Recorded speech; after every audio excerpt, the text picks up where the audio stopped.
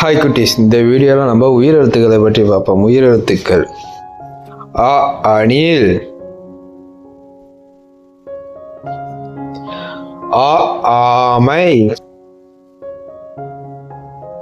இ இலை, இ ஈசல், உ உழவர், ஊசி, எரிமலை,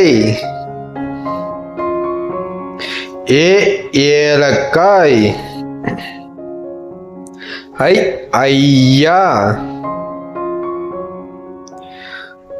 ஒட்டகச்சிவிங்கி,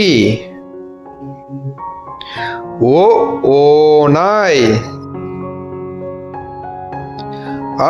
ஔவையார்,